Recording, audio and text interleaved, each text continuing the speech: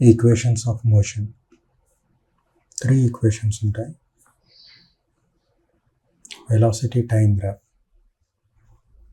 Graphical రిప్రజెంటేషన్లో చూసినట్లయితే X axis లోపల time తీసుకొని వై యాక్సిస్లో వెలాసిటీ తీసుకున్నప్పుడు 0 సెకండ్స్ ఉన్నప్పుడు యు వచ్చి ఇనిషియల్ పొజిషన్, ఆ తర్వాత టైం పెరిగే కొద్దీ v final position.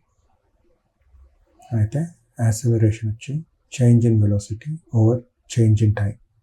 Change in velocity వచ్చి final position minus initial position over time.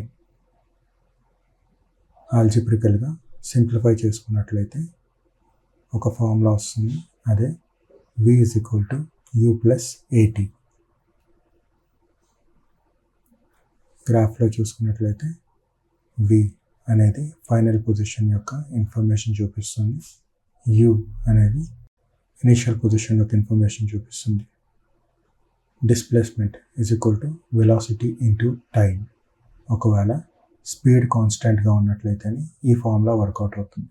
లేదంటే గ్రాఫికల్ రిప్రజెంటేషన్ ప్రకారం ఏరియా కనుక్కున్నట్లయితే దాని డిస్ప్లేస్మెంట్ తెలుస్తుంది.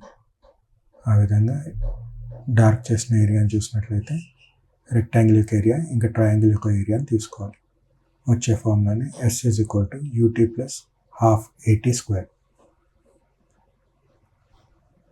మూడో ఫార్ములా వచ్చి ట్రపీజియం ఏరియా కనుక్కోవాలి. Half base into height 1 + height 2 అంటే S = ½ time into u + v. Acceleration చూసినట్లయితే final position minus initial position over time. టైంని ఆల్జిబ్రికల్గా లెఫ్ట్ హ్యాండ్ సైడ్ తెచ్చుకున్నట్లయితే మనకి టైం యొక్క వాల్యూ తెలుస్తుంది. దాన్ని డిస్ప్లేస్మెంట్ ఫార్ములా లోపల సబ్స్టిట్యూట్ చేసినట్లయితే ఒక ఫార్ములా వస్తుంది. ఆ ఫార్ములాని